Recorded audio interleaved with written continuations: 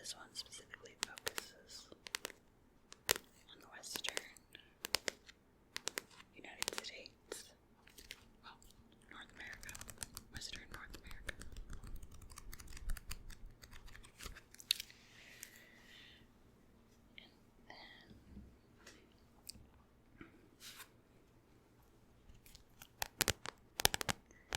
And the other one that I'll use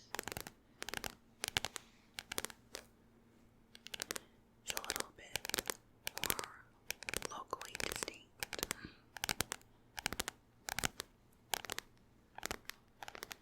This focuses on a particular region, and it has pictures instead of illustrations. And I find that having both of those things is helpful, because what an illustrator may focus or make distinct in the images is not necessarily distinct on the bird itself. So in illustrations, you'll often see specific striations and wing pattern, plumage, and you won't necessarily see those quite as distinct on the bird. And then you have plumages for various seasons sometimes, so winter plumage, summer plumage.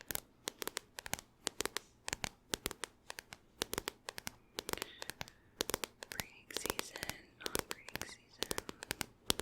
It's a lot of fun.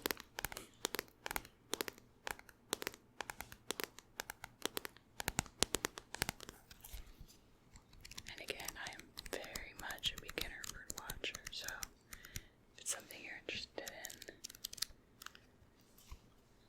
do your research and take everything I say with a grain of salt. But it's a fun way to get outdoors and also kind of have an activity. My sister gets very annoyed with me because if we go on a walk or a hike, I stop like every 5 feet because I'll see a bird. And I have found a cheap way to get slightly more up-close pictures of the birds is to take the photo through my binoculars. Which it works, but it's a lengthy process. But if you don't have a camera with a zoom, if you hold up the binoculars and kind of, I have an iPhone, but hold your phone, the camera lens, to one of the views, you can get a zoomed in picture, but you have to have a very steady hand, and I do not, so it takes a minute. But I like to take, if I can, pictures of the birds that I see. There's a lot of really interesting apps out there that are, let's see, citizen science identification. I think that's what they're called. But it's an opportunity for you to record what you see in a database. So scientists have access to what you are seeing, because obviously you have a lot more people who are non-scientists on the ground looking at birds than you may have actual scientists having the opportunity.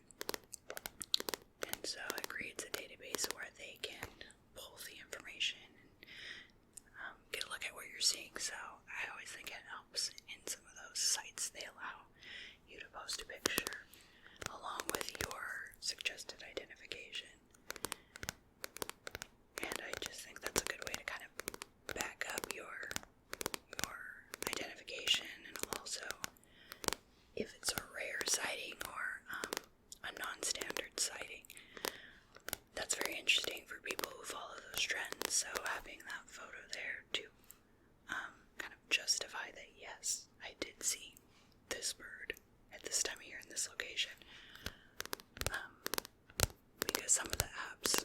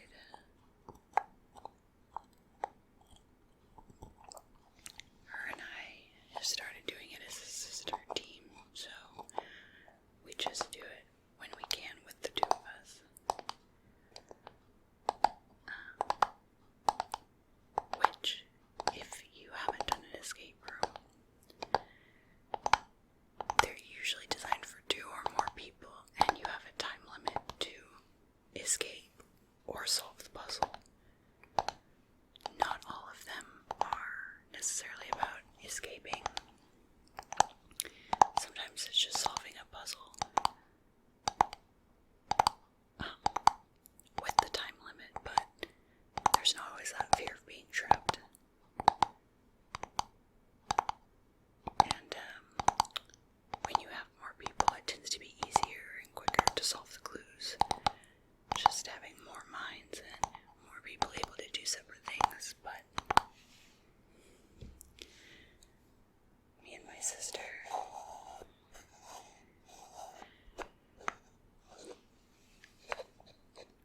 wanted to do it with just the two of us because that means we pretty much get to see or have our hands on every single aspect of an escape room. Because that is one thing when you have a larger group. There might be aspects of the room you never get to enjoy or get to take a crack at. But it's great fun. I very much enjoy it. We've done some really interesting rooms, and our escape rate is not extremely high, but again, we've gotten to see pretty much every aspect of the room we do, so we've had a lot of fun, and it's just encouraged my interest in things like this.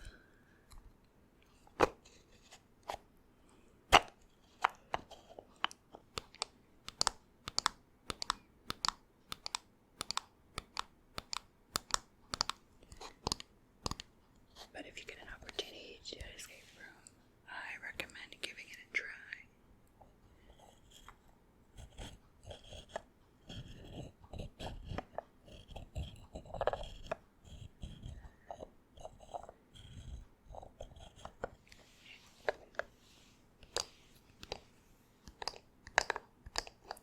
Alright.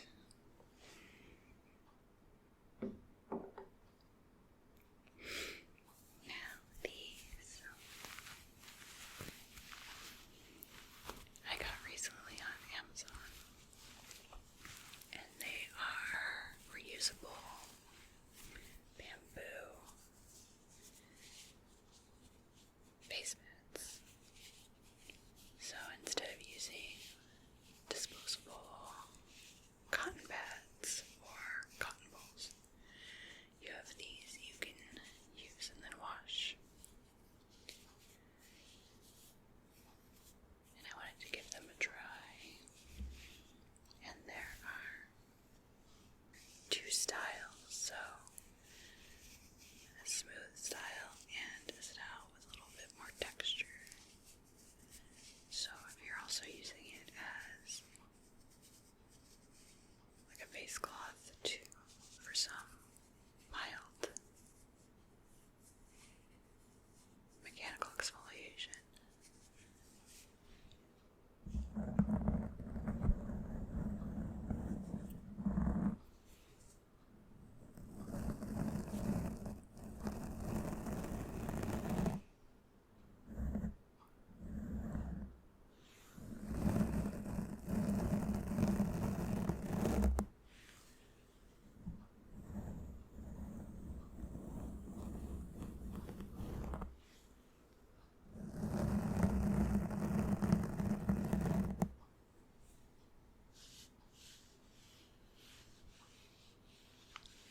So I have used a couple of these and washed them in the washer, because they come in that little washable bag, and they seem to hold up pretty well, so we'll see how long they last. But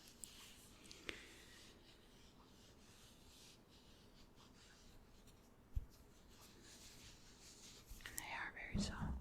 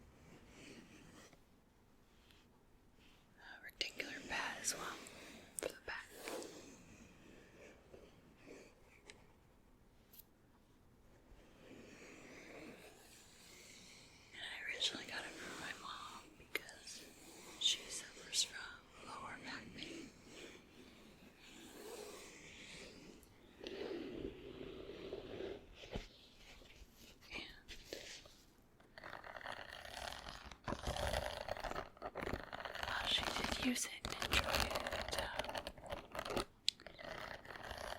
She didn't keep up with it consistently, and I kind of ended up with it. And I've used it a couple of times, just kind of for relaxation.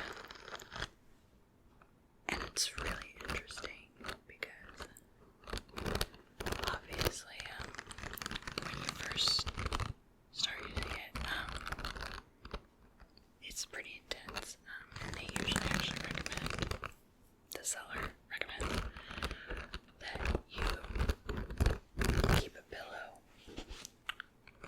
or some type of thin barrier in between the spokes, points, and your skin, because it can be pretty intense.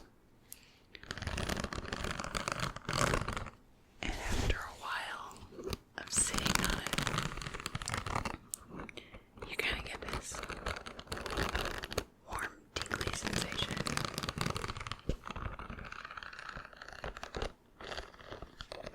And I haven't decided if this particular sensation is one I enjoy or not.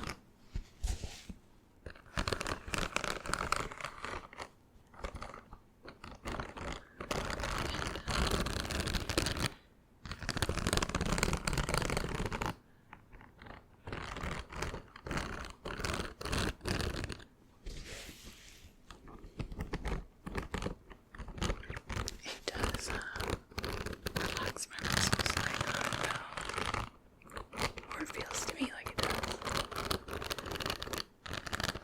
And I actually really prefer the pillow.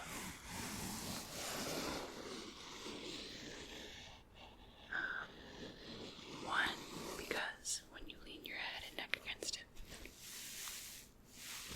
it's not quite as intense as when you lay on the back pad. Also,